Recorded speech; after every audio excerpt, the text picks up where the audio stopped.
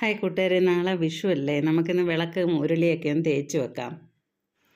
വിളക്കുകളൊക്കെ നല്ലപോലെ വെളുത്ത് വരുമെന്ന് പറഞ്ഞുകൊണ്ടൊരു വീഡിയോ ഉണ്ട്. അപ്പം നമുക്ക് എന്തോന്നത് നോക്കിയാലോ. അപ്പോൾ അതിനുള്ള സാധനങ്ങളൊക്കെ ഞാൻ എടുത്തുകൊണ്ട് വരട്ടെ. അപ്പോഴും നമുക്ക് ഈ തട്ടത്തിൽ തന്നെ എടുത്താലോ. അതിനകത്തൊരു കളർ വ്യത്യാസമൊക്കെ ഉണ്ട്. അപ്പോൾ അതൊക്കെ ഒന്ന് പോകുമെന്ന് നോക്കാം. വിളക്കൊക്കെ തേക്കാനായിട്ട് വേണ്ടുന്ന പൊടികളെന്ന് പറഞ്ഞാൽ ഗോതമ്പ് പൊടി വേണം, മഞ്ഞൾപ്പൊടി വേണം, അതുപോലെ തന്നെ 2 ചെറുനാരങ്ങ. ഈ ചെറുനാരങ്ങയുടെ നീര് ഇത് പിഴിഞ്ഞിട്ട് ഇതെല്ലാം കൂടെ കലക്കി ചേർത്തുകൊണ്ട് വരാം. അപ്പോഴേ നാരങ്ങ നീരും കൂടെ അതിനകത്തൊക്കെ പിഴിഞ്ഞൊഴിച്ച് കൊടുത്തിട്ടുണ്ട്. ഇനിയിപ്പോൾ ഇതെല്ലാം കൂടെ ഇളക്കി കൊടുക്കാം. 2 നാരങ്ങ പിഴിഞ്ഞൊഴിച്ചപ്പോഴേ ഇതേപോലെ ആയതേ ഉള്ളൂ. ഒരു നാരങ്ങയും കൂടെ പിഴിഞ്ഞു കൊടുക്കാം. എന്നാലേ ഇച്ചിരി ലൂസായിട്ട് വരണ്ടേ. അപ്പോഴും നമ്മുടെ വിളക്കൊക്കെ തേക്കുന്നതിന് മുമ്പ് തന്നെ നമുക്ക് റിസൾട്ട് അറിയാൻ പറ്റിയിട്ടുണ്ട്.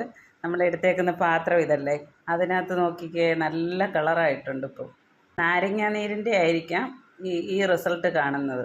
എന്തായാലും നമുക്കിത് നല്ലപോലെ തേച്ചെടുത്തുകൊണ്ട് വരാം. എന്തായാലും ഈ കലക്കി വെച്ച പൊടി നമ്മളൊന്ന് ചെറുതായിട്ട് തൂത്താൽ മതി എന്നാണ് പറയുന്നത്. പക്ഷേ ഞാൻ ഇതുപോലൊരു കവർ എടുത്തിട്ടുണ്ട്. എന്താണെന്നറിയില്ല, നമുക്ക് തൂത്ത് നോക്കാം. അല്ലെങ്കിൽ ഇതുപോലെ നമ്മൾ മാളയിൽ നിന്നൊക്കെ സാധനം മേടിക്കുന്ന കവറില്ലേ, അതുപോലൊരു കവർ എടുത്തിട്ട് അത് വെച്ച് തേച്ച് നോക്കാം. അപ്പോഴേ നമ്മുടെ മഞ്ഞപ്പൊടിയും മാവും നാരങ്ങയും കൂടെ ഉള്ള റിസൾട്ട് എന്ന് പറഞ്ഞാൽ നല്ല റിസൾട്ടാണ് കേട്ടോ.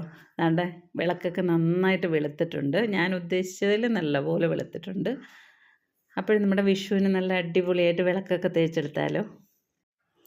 എന്നാൽ പിന്നെ പെട്ടെന്ന് വിളക്കൊക്കെ തേച്ചെടുക്കാം.